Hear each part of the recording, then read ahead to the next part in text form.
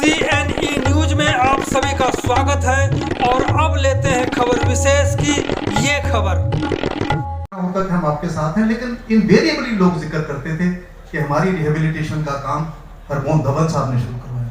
मैं मौली जागरण कॉम्प्लेक्स में गया पहले इलेक्शन में, वहाँ पर लोग कहें कि हमारा पुनर्विकास का काम उन्होंने किया। यहाँ मेडिकल कॉलेज शुरू हुआ था, धवन साहब ने शुरू करवाया।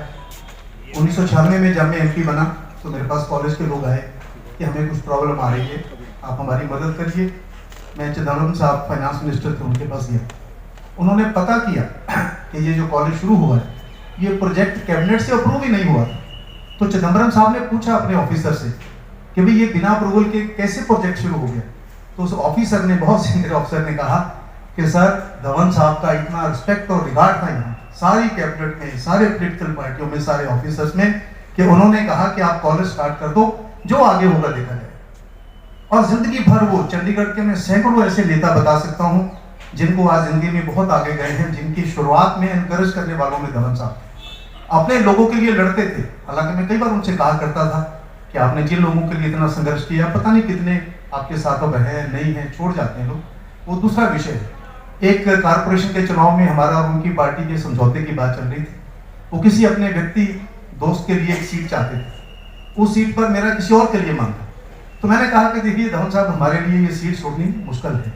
उन्होंने कहा जैन साहब, अगर ये सीट मिलेगी तो अलायंस होगा, ये मेरा बहुत अच्छा मित्र है, मेरा साथी रहा है, अगर ये नहीं होगा तो फिर मैं समझौता तोड़ दूंगा, लेकिन अपने आदमी को नहीं छोड़ूंगा। कहाँ मिलते हैं आज ऐसे लोग जो अपने लोगों के लिए, अपने दोस्तों के लिए खड़े, जो वायदे पर पूरे खड़े, मिलनसार हो, आना जाना, अपने घर में लोग सारा दिन मिलने आ रहे हैं, जा रहे हैं, दुख सुख में जा रहे हैं। ऐसा महान नेता को खो देना बहुत ही व्यक्तिगत, सबके लिए, हमारे लिए, शहर के लिए हानि है। दौर अब बदल रहा है, सोचने का तरीका, काम करने का तरीका, पर ऐसे महापुरुषों की जो यादगार है वो हमेशा रहेगी। भगवान से इतनी प्रार्थना करता हूँ ऐसे महापुरुषों के रास्ते पर हम सबको चलने की शक्ति दे।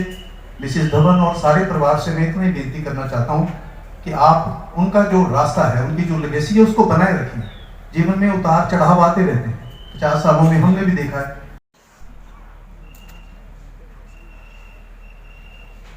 नमस्कार। जैसा कि इन्होंने बताया, मैं शायद हरमोहन धवन का सबसे पुराना मित्र हूँ। हमारी मित्रता आज से 60 साल से भी ज़्यादा पुरानी है। जब वो पंजाब यूनिवर्सिटी में पढ़ा करते थे, MSc बॉटनी कर रहे थे, मैं भी कुछ टाइम के लिए फार्मेसी डिपार्टमेंट यूनिवर्सिटी में था और उसके बाद PGI में अपनी ट्रेनिंग कर रहा था। और हमारे मिलन की जगह होती थी वो रेडी जो कि PGI और यूनिवर्सिटी के बीच में लगा करती थी, जहाँ के राजी, जब मुझे वो अपने साथ पार्लियामेंट हाउस में, अपने ऑफिस में, जहाँ उनका मिनिस्टर का ऑफिस था, उसमें बिठा के उन्होंने फिर मुझे चाय पिलाई और बोला, इतने परांठे तो नहीं है पर कुछ चाय पी। ऐसी थी हमारी दोस्ती जिसमें ना कभी पॉलिटिकल संबंध था, ना कोई रैंक था, ना किसी को कोई एक दूसरे से काम था। थे ड्रिंक्स और गप्पे मार रहे, कोई पॉलिटिक्स नहीं थी। लेकिन इतने में फोन आया कि जी कॉलोनी से कुछ लोग इनके घर आए बैठे। उन्होंने पूछा क्या बात होगी, मेरे से बात करा दूं। तो हरमोहन बात करके बोले भी मेरे को तो जाना है। क्या हुआ कि यार मेरे बंदे फड़ के ले गए, 2 of the colony people had been arrested and others had come to show their protest. He said कि ना, मैं अपने बंदों को नहीं छोड़ सकता, ये पार्टी वार्टी तो होती रहेगी। And he went with them to the police station, वो थाने में ले गए थे। रात भर ये वहां रहा जब तक उनको छोड़ा नहीं गया। That was Harmohan Dhawan, as rightly pointed by Mr. Satpal Jain.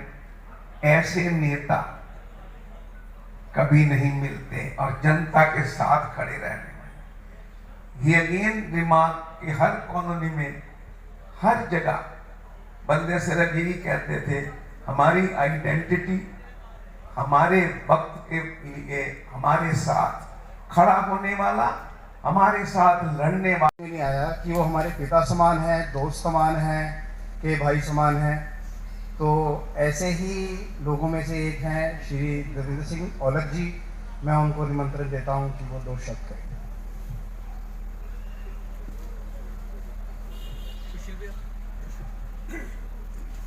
Waheguru ji ਕਾ ਖਾਲਸਾ ਵਾਹਿਗੁਰੂ ਜੀ ਕੀ ਫਤਿਹ। ਇੱਥੇ ਸਾਰੇ ਆਪਾਂ ਇਕੱਠੇ ਹੋਏ ਆ ਸ੍ਰੀ ਹਰਮੋਹਨ ਧਵਨ ਜੀ ਨੂੰ ਵਿਦਾਈ ਤਾਂ ਕਦੇ ਆਪਾਂ ਦੇ ਹੀ ਨਹੀਂ ਸਕਦੇ। ਉਹਨਾਂ ਦਾ ਜਿਹੜਾ ਨਾਂ it was synonyms with Chandigarh. ਜੇ ਚੰਡੀਗੜ੍ਹ ਦਾ ਨਾਂ ਆਉਂਦਾ ਸੀਗਾ ਤੇ ਧਵਨ ਸਾਹਿਬ ਦਾ ਨਾਂ ਨਾਲ ਲੱਗਣਾ ਹੀ ਹੈ।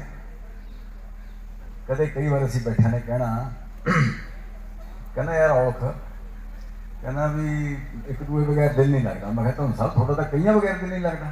ਕਹਿੰਦਾ ਹਾਂ, ਇਹ 'ਚ ਕੋਈ ਸ਼ੱਕ ਨਹੀਂ ਹੈ। ਉਹ ਹਰੇਕ ਨੂੰ ਆਪਣੇ ਵੱਲ ਖਿੱਚਦੇ ਸੀ। ਕਦੇ ਉਹਨਾਂ ਦੇ ਵਿੱਚ ਇਹ ਨਹੀਂ ਆਉਂਦਾ ਸੀਗਾ ਕੋਈ ਅਮੀਰ ਗਰੀਬ, ਕੋਈ ਕਲੋਨੀ ਵਾਲਾ ਜਾਂ ਕੋਈ ਕੋਠੀ ਵਾਲਾ ਜਾਂ ਕੋਈ ਫਾਰਮ ਵਾਲਾ। Not it, he was above all these things. ਸਗੋਂ ਕਈ ਵਾਰ ਕਈ ਬੰਦਿਆਂ ਨੇ ਕਹਿਣਾ ਵੀ ਤੁਹਾਨੂੰ ਸਾਹਿਬ ਥੋੜਾ ਜਿਹਾ ਆਪਾਂ, ਉਹ ਕਹਿੰਦੇ ਯਾਰ ਮੈਂ ਸਾਰਿਆਂ ਕਰਕੇ ਖੜਾ।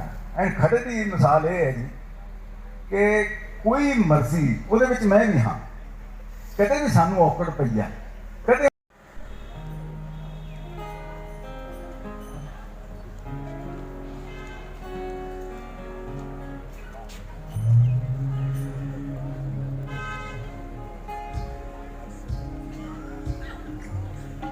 जिंदगी के सफर में।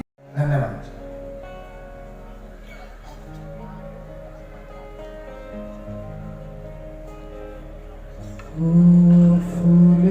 CNE न्यूज के साथ बने रहने के लिए आप सभी का बहुत बहुत धन्यवाद।